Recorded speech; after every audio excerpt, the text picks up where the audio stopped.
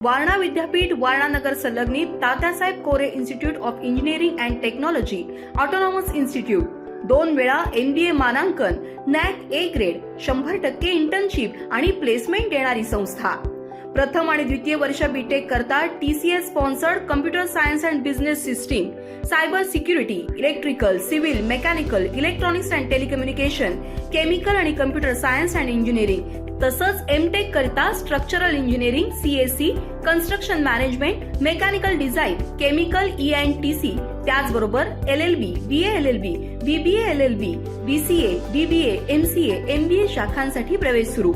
वारणा विद्यापीठाच्या निसर्गरम्य परिसरात हॉस्टेल, मेस, बस, NCC, NSS, भव्य क्रीडांगण अशा सर्व सुविधांनी परिपूर्ण 1983 पासून तज्ञ आणि अनुभवी प्राध्यापकांमार्फत दर्जेदार शिक्षण देणारी संस्था TKIET वारणा नगर ऑटोनॉमस इन्स्टिट्यूट। प्रवेश संपर्क 94 21 26 19 92।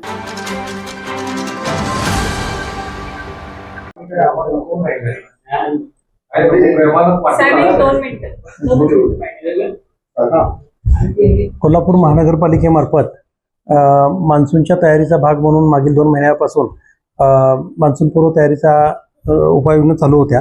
याच्यामध्ये फांद्या कट करणे असेल किंवा खड्डे भरणे असेल अशा प्रकारची मोहीम राबवली होती। सध्या आता पावसाचं वाढतं प्रमाण विचारात घेता महानगरपालिकेकडून मोठ्या प्रमाणावर झाडाच्या फांद्या काढणे, धोकादायक वृक्ष हटवणे याची मोहीम सुरू केलेली आहे आणि यासाठी आम्ही अतिरिक्त यंत्रणा जवळपास 5 बूम गाड्या घेतलेल्या आहेत। 3 कंत्राटदारांच्या मार्फत आपलं काम चालू आहे। महानगरपालिकेचे उद्यान विभागाचे कर्मचारी सुद्धा आहेत। दुर्दैवानं मागील आठवड्यामध्ये 30-35 झाडं पडलेली होती। त्या ठिकाणी सुद्धा आमच्या आपत्ती व्यवस्थापन अंतर्गत फायर डिपार्टमेंट मार्फत इमिडिएटली त्या ठिकाणी रस्ता रिकामा करून कार्यवाही केलेली आहे आणि आता पावसाची राजाराम बंधाऱ्याची पाणी पातळी ही 36 फुटापर्यंत आलेली आहे। म्हणजे इशारा पातळीपर्यंत वाटचाल होत आहे। त्याच्या अनुषंगाने आमची जी निवारा केंद्र आहेत तर ती निवारा केंद्र सर्व आम्ही सुस्थितीमध्ये ठेवलेली आहेत। कुठल्याही क्षणी नागरिकांना स्थलांतरित करायची वेळ आली तर महानगरपालिका प्रशासन सज्ज आहे। त्याचबरोबर शहराला होणाऱ्या पाणी पुरवठ्या बाबतीत काही बदल झालेला आहे। सध्या तरी आता बदल केलेला नाही, पण आपल्याला माहिती आहे की काळमवाडी धरणाची पातळी आणि पंचगंगा नदीमधील पाण्याची पातळी ही आपली कमी झाली होती। त्यामुळे आपण 1 दिवस आड पाण्याचं धोरण निश्चित केलं होतं। आता नदीला पाणी सुद्धा पुरेसं आलेलं आहे। त्याच्या अनुषंगानं आम्ही महापौर मॅडम असेल, सर्वसामान्य पदाधिकारी, आयुक्त साहेब यांच्याशी चर्चा करून या संदर्भात काय निर्णय घेता येतो सकारात्मक निर्णय घेण्याचा प्रयत्न करू। शहरातील कालमर्यादा संपुष्टात आलेल्या बिल्डिंग्स बाबतीत आपण GR काढला होता, नोटीसही त्या संदर्भात देण्यात आल्या होत्या। किती बिल्डिंग्स उतरवण्यात आलेल्या आहेत आणि अजून कोणत्या बिल्डिंग्सवरती आपण कारवाई करणार आहात का? शहरातील धोकादायक इमारतींची जवळपास 70 ते 75 इमारती होत्या। त्याच्यामध्ये C1 कॅटेगरीमध्ये ज्या होत्या अति धोकादायक ते महानगरपालिकेच्या वतीनं नागरिकांच्या वतीनं उतरण्यात आलेले आहेत। तरी सुद्धा ज्या ठिकाणी कोर्ट केसेस आहेत अशा कोर्ट केसच्या फक्त इमारती वगळता सर्व इमारती आम्ही उतरलेल्या आहेत।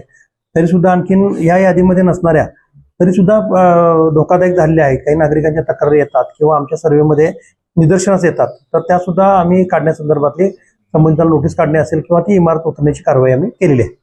पावसाच्या अनुषंगाने नागरिकांना काय आव्हान कराल? पावसाच्या निमित्तानं आता वाढतं पावसाचं प्रमाण विचारात घेता आता पंचगंगा पात्राच्या बाहेर आलेले आहे। 36 फुटावर आता राजाराम बंधाऱ्याची लेवल आहे। म्हणजे आता इशारा पातळी आणि धोकादायक पातळीकडे वाटचाल चालू आहे। नागरिकांनी गरज असेल तरच बाहेर पडावं आणि नदीच्या काठी विनाकारण त्या ठिकाणी फिरून प्रशासनाला जे काही स्थलांतरित करण्याच्या उपाययोजना असतील किंवा इतर उपाययोजना असतील तर त्यासाठी अडथळा निर्माण करू नये। गरज असेल तरच बाहेर पडावं आणि प्रशासनाकडून जी पंचगंगा नदीची पाणी पातळी वाढते आणि प्रशासनाकडून जे काही इशारे दिले जातात, गरज पडली तर स्थलांतरित करण्यासंदर्भात निवारा केंद्राची यादी आहे, जे काही अलर्ट दिले जातात त्या संदर्भात प्रशासनाला सहकार्य करावं।